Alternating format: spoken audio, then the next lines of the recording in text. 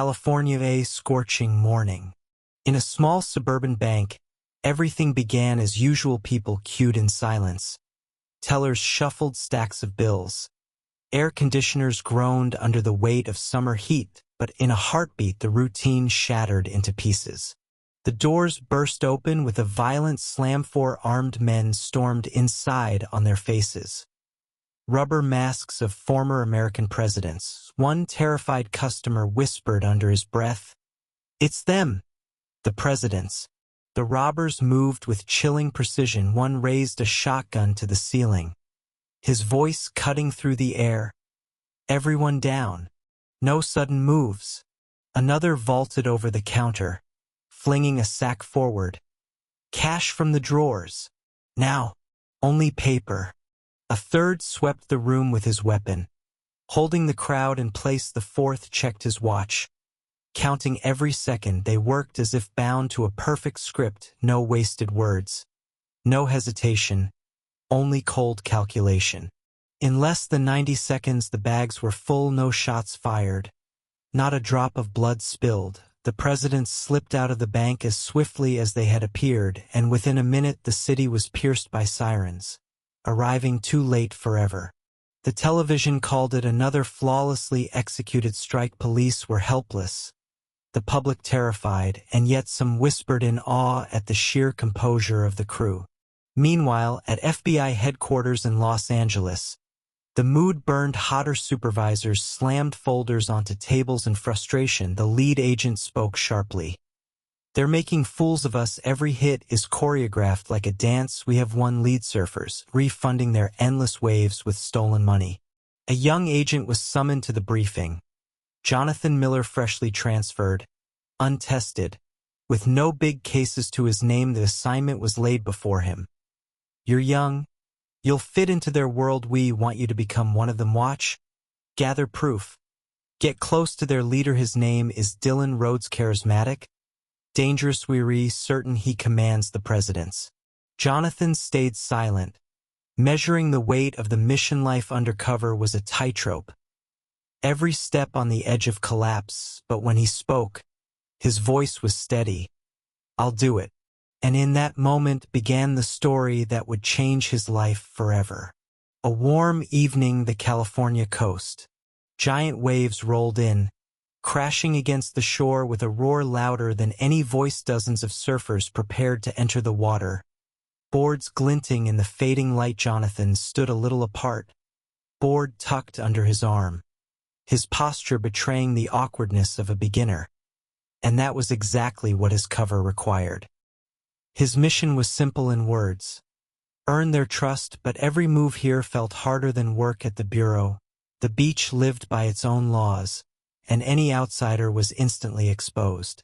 Among the crowd, one group stood out: laughter, playful shoves, the kind of energy that pulled everyone into its orbit. At the center, tall, sun-browned, eyes sharp as a blade, he held his board as if it were part of his body. Dylan Rhodes, the leader of the surfers, charismatic, dangerous, the man everyone else revolved around.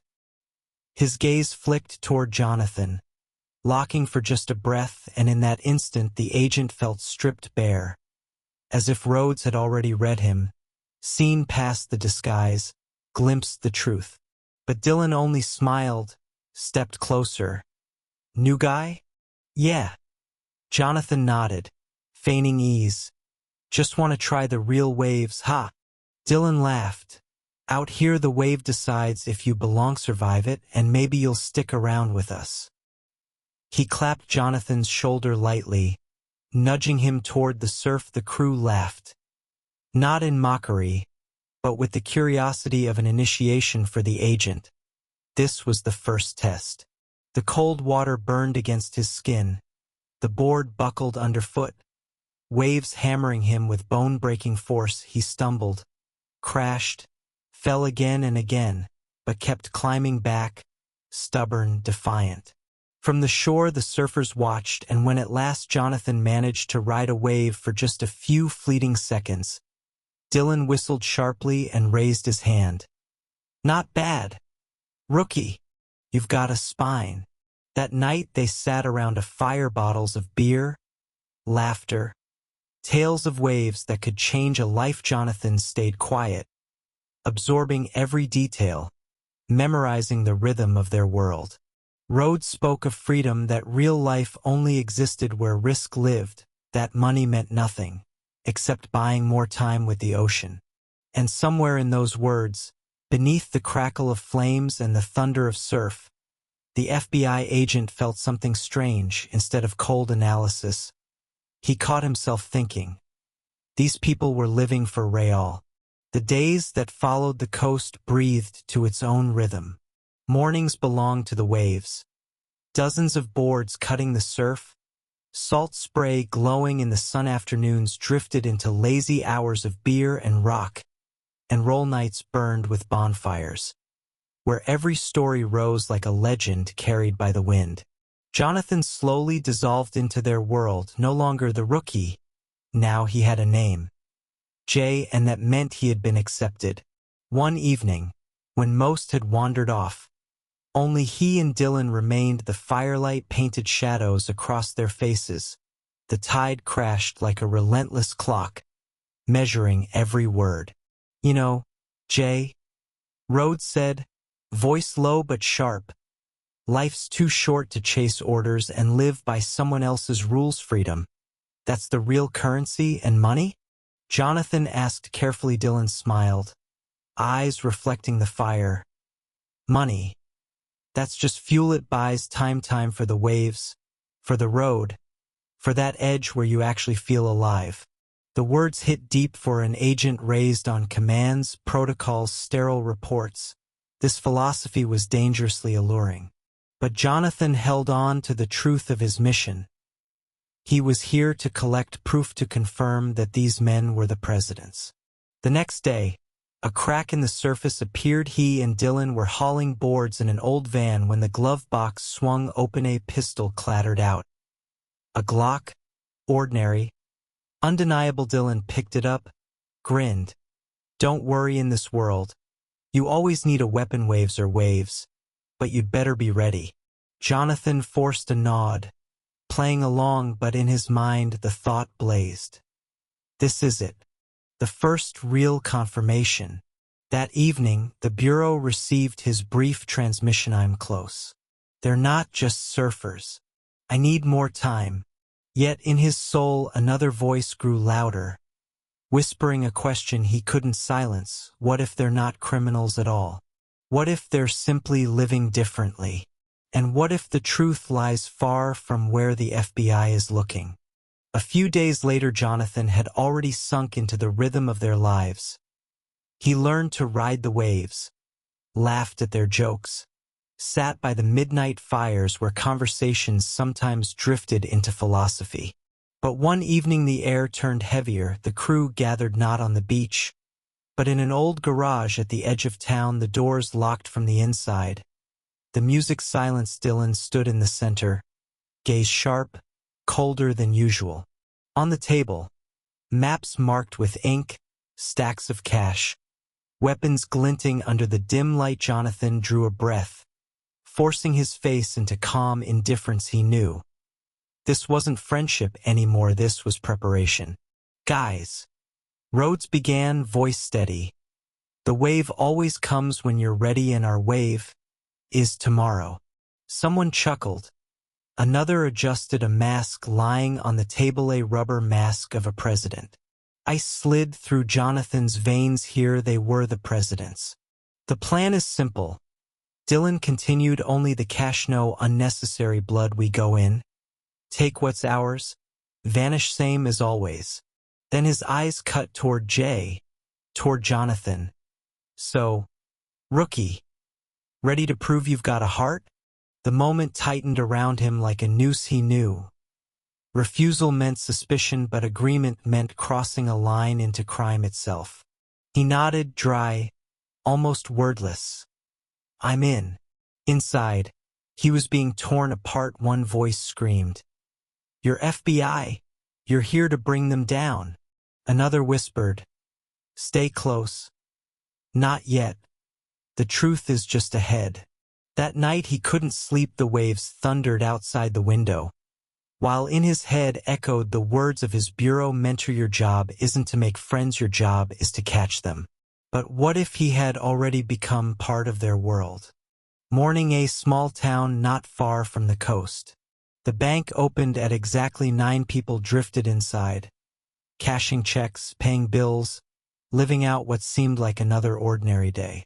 But a block away, an old black van idled in silence inside. The air was dead still. 4 men in presidential masks checked their weapons, their gloves, the canvas bags waiting to be filled. A watch ticked the seconds, each one heavier than the last.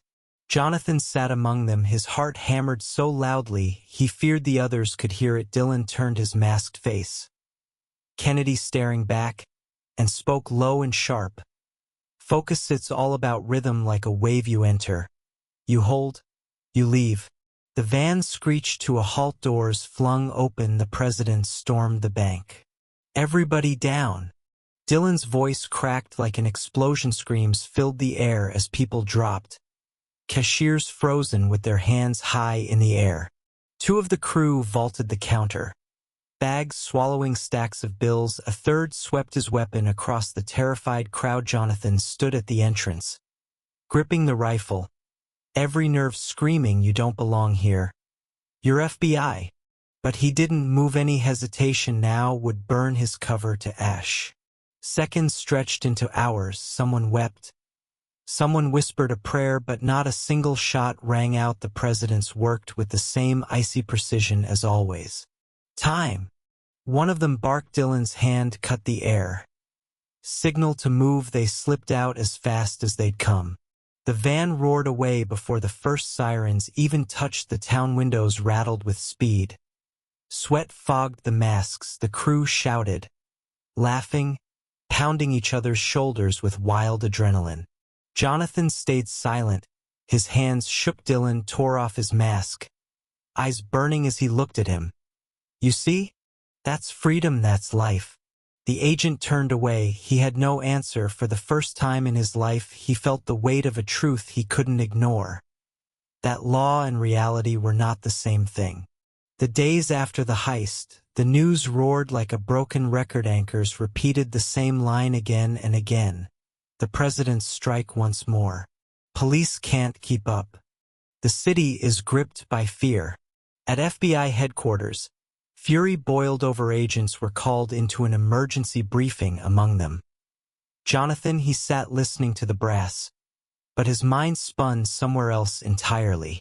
You've been inside for a month, the director snapped, and we still have nothing concrete. Don't play with fire, Miller. If we sense you're losing control, we'll pull you out, even if it means burning the whole operation. Jonathan nodded, but he didn't speak. He couldn't admit the truth, that the line between cover and real feeling was dissolving, almost gone. Because with the surfers, he lived differently. They treated him like a brother. Dylan had become more than a leader, more than a friend. He was a guide, almost a prophet, a symbol of life beyond the shackles of law. One evening by the fire, Dylan turned directly to him. You know, Jay, the world splits in 2, those who are afraid to live, and those who take everything life offers. We're the second kind. So what about you? Are you with us or not yet? The words felt like a vow and a trap.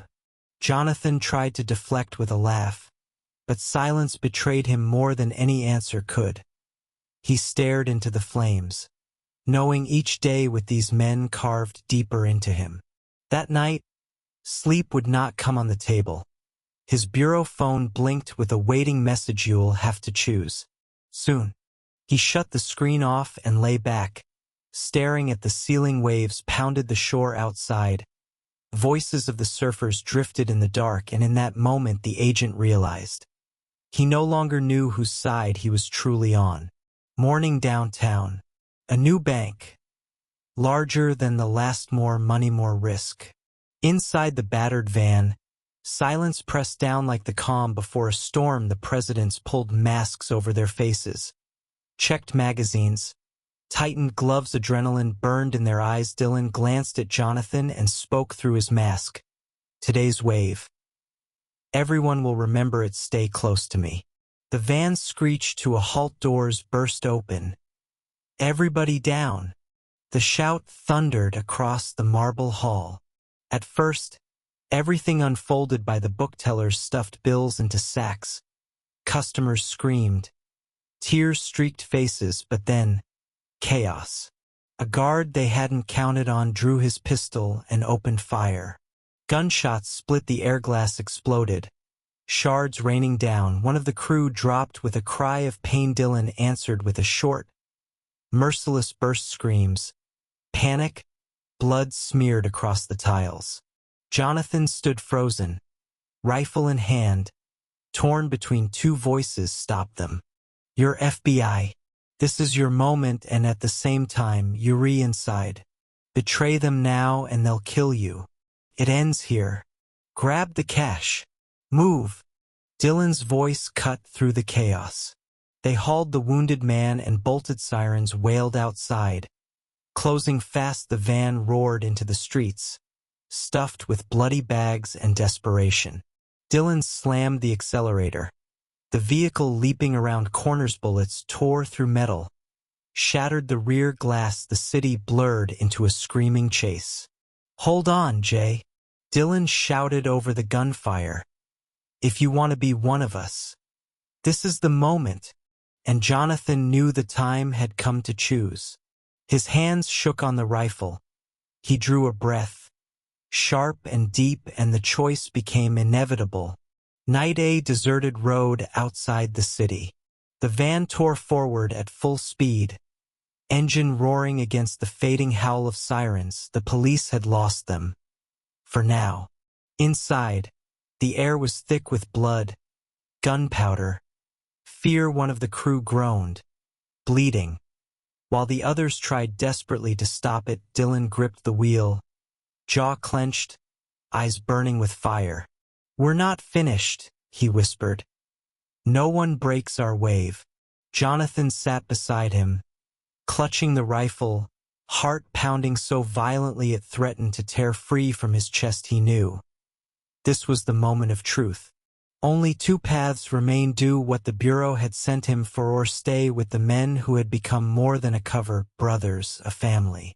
The van veered into an old hangar at the edge of town. Doors slammed shut behind them. Silence pressed down. Only ragged breaths and the moans of the wounded. Dylan pulled off his mask, let it drop to the floor, and stepped toward Jonathan. So, Jay, time to show who you really are. Are you with us? Or against us? Eyes locked, the air sharp enough to cut. Jonathan slowly raised his weapon, sight leveled at Dylan's chest. Inside, everything screamed. His FBI oath, his friends at the Bureau, his new life among surfers. Two truths colliding, impossible to coexist. I'm an FBI agent, he said at last, voice breaking the silence. And you're under arrest. The hangar erupted. Shouts, weapons drawn, bodies rushing for cover. The first shot cracked. Then another. A firefight ignited in a storm of muzzle flashes and ricochets. Bullets shredded walls. Metal screamed, voices drowned in chaos. Jonathan saw bodies drop, heard cries of pain, until at last only he and Dylan remained. Bleeding but standing, Dylan clutched a pistol, his voice ragged. You betrayed me, brother, and I thought you were one of us. Jonathan clenched his teeth, raised his rifle. I wanted to be, but my choice is made.